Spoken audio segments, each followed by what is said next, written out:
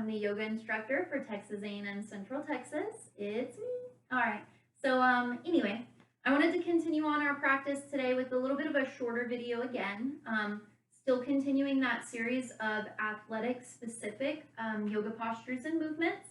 So we're still doing socially distanced yoga mindfulness, but today I wanted to focus on, I wanted to focus on stretches that would be ideal for those who are active or enjoy baseball or softball. So that's what we're going to focus on today. Now we're going to start in our mountain pose. So our feet are going to be strong beneath our body. Knees are going to be a little bit soft. There goes Bayorn. Sorry about that. Spine is tall. Let's roll the shoulders back. And we've got our heart space wide open. So that's our mountain, Tadasana.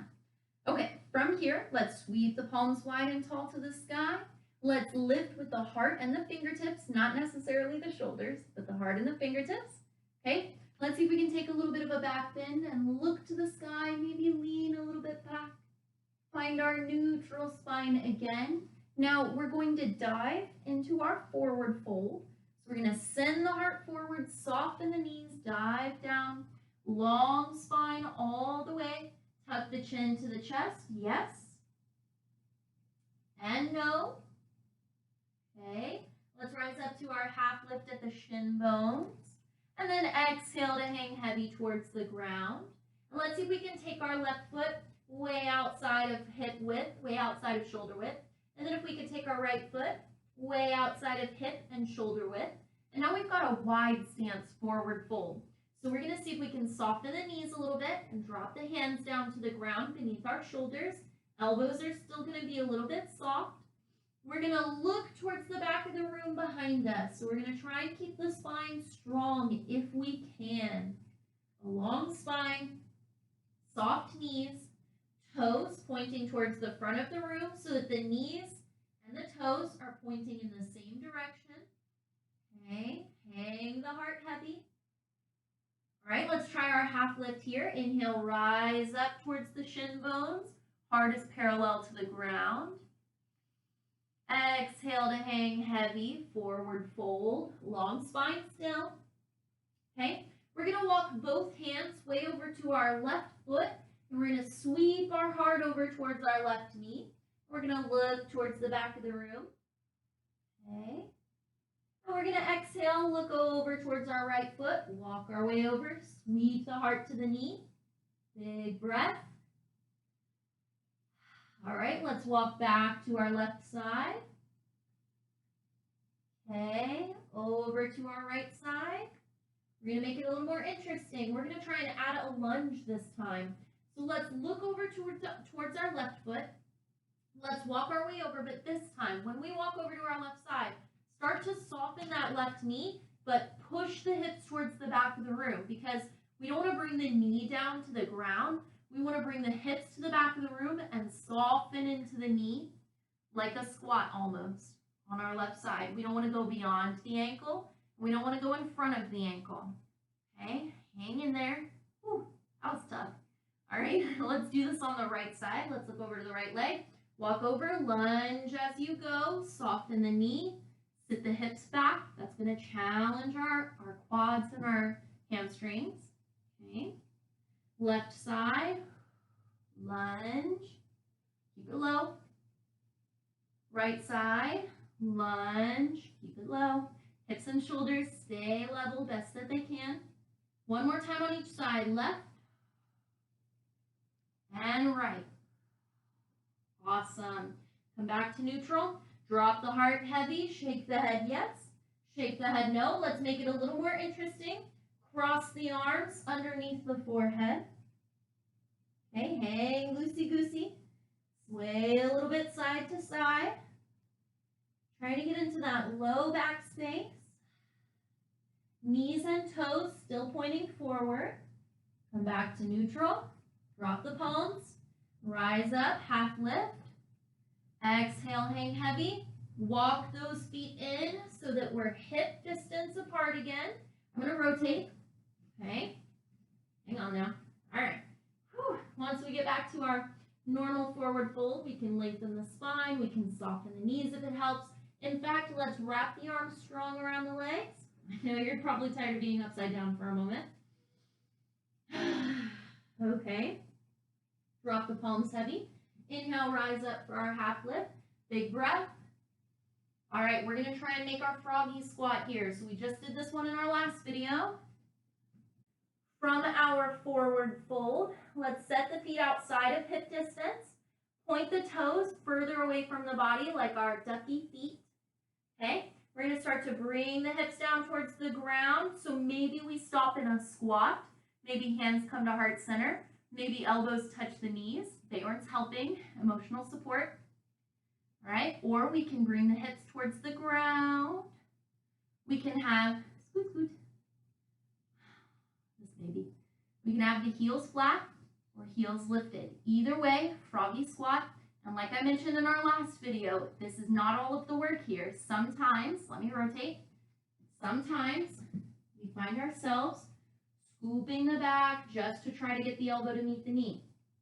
If that is not working for us, look forward and up and find that cow belly. So push the belly forward, roll the shoulders back. Don't give up on your shoulders here. Try the best that you can. Froggy squat. One more great breath. Awesome. Drop the hands to the mat. Take your time finding forward fold. Feet hip distance apart. Pedal out the knees and heels behind you. Okay, carry the weight back to the heels. Wiggle out the toes. Drop the upper body heavy. Shake the head. Yes. No. All right, let's find our way to downward facing dog. So we'll soften the knees, plant the hands just about shoulder width. We'll walk the feet back to meet downward facing dog. We'll push the hips up to the sky. Push the heart back to the knees. Okay, let's try that flow that we created in our last video, or that semi-flow. We'll pedal out the knees. Okay, we'll lift up to the tippy toes. We'll drop the heels heavy. And then let's find our way to a child's pose. So let's drop the knees, untuck the toes, and rest. Woo! Great breath in the body. Full inhale, complete exhale, 3 cycles.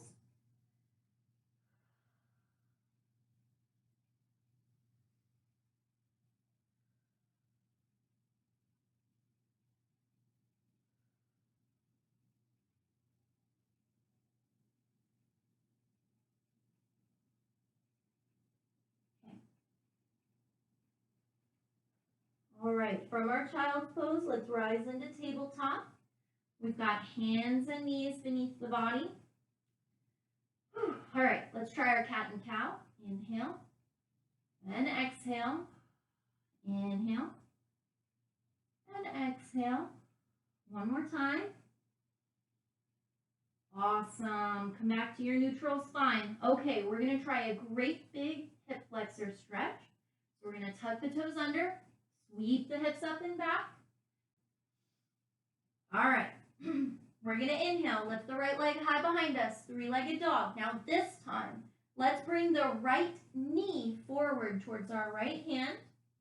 We're going to drop our right knee down instead of our foot. We're going to sweep that right foot in front of the body towards our left side. And then we're going to heel toe the left foot back until we can drop that left kneecap flat on the ground. Walk the hands back to frame the front shin bone. Okay. Untuck the left toe behind us. That's our hip flexor right there on that left side. We're taking care of that hip flexor. So let me rotate towards the camera, which is going to be interesting. But from our pigeon pose, we've got right knee by the right wrist. Let me back up a little bit. Okay, right knee by the right wrist. Right foot in front of the left hip. Okay, let me just set my hands out wide for a moment.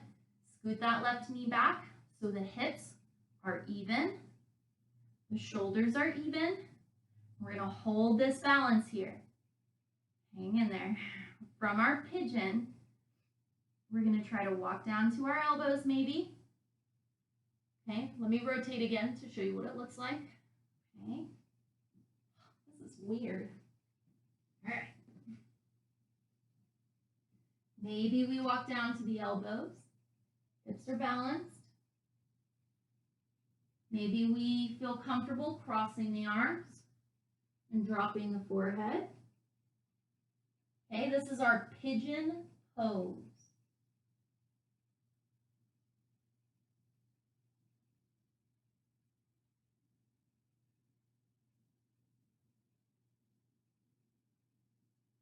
All right, when you feel ready, let's take another breath. Let's rise back up, and let's try to wait in our lifted pigeon for a moment. So elbows are soft. We'll push the chin forward and look up towards the sky. Big hip flexor stretch. Lots of low abdominals work in here. Okay. Now we're going to try this on the opposite side. So let's see if we can go back to downward facing dog. We're going to tuck the back toe under, lift the back knee. We're going to step the right foot back to meet the left. Lift the hips to the sky. Let me scoot forward. Push the heart back towards the knees. Awesome. When you're ready, left leg rises behind us. Same thing on this side. The knee comes forward towards our left hand.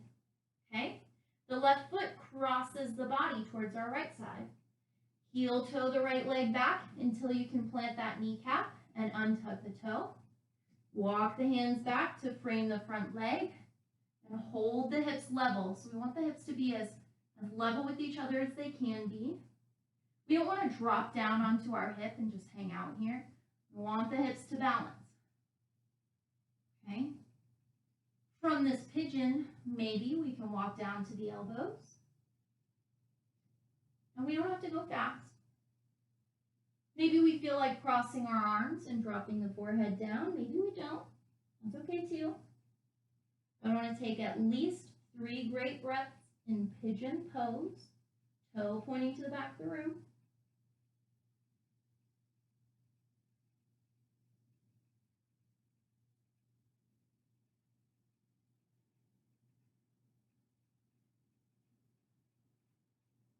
Okay, and we're going to lift our pigeon.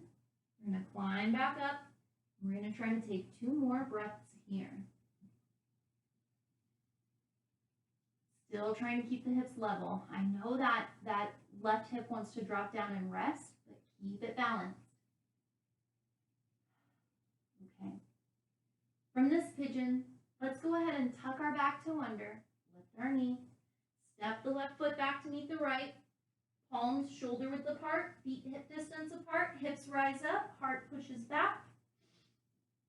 All right, when you're ready, let's go ahead and bring the heart forward over the wrists for high plank. And we're going to chaturanga down to the mat. So we're going to do our push-up, our yoga push-up. Okay, tops of the feet are flat, palms are beneath the shoulders, elbows tucked in. Let's inhale, peel up just a little bit with the heart. No arm strength, just the heart. And exhale to release. Okay, let's walk the hands back to where the hips are and let's try it again. Let's lift the heart a little bit. No hands, just the heart. Okay, and release. All right, and if we want to make it a little bit harder, we could choose to just do that very same heart lifting again for another version of baby cobra or locust. And for full locust, we could try to send the hands behind the back to lace the fingers and then lift the heart, and that would be our full locust. Ooh, we could even lift the toes if we wanted to. Okay, one more breath.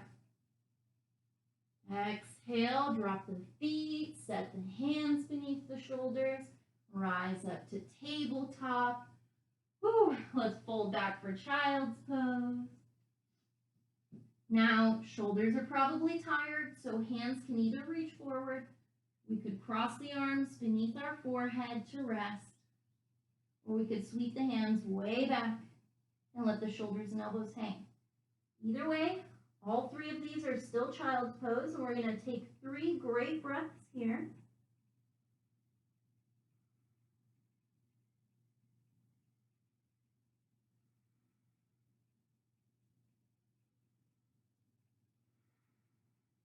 Excellent.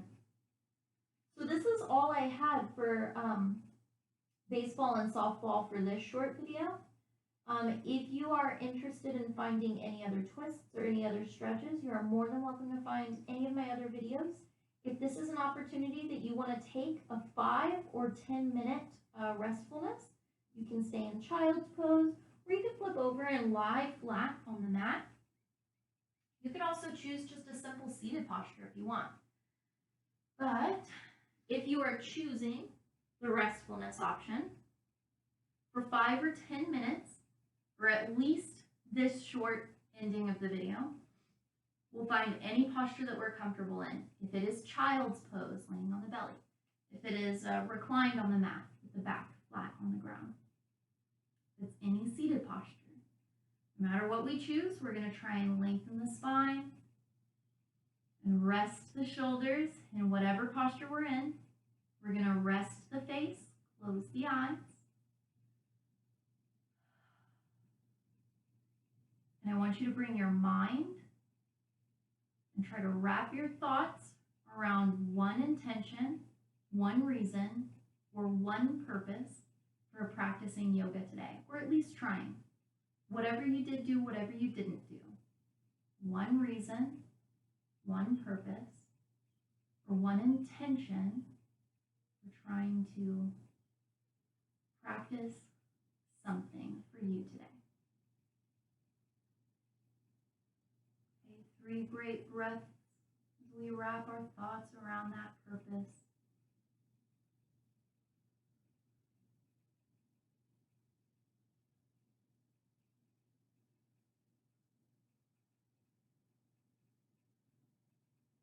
Right, and it is at this time at the end of our practice that I'd like to thank you for choosing to share your time and your practice with me here today. And again, it is the light within me that honors and bows to the light within you.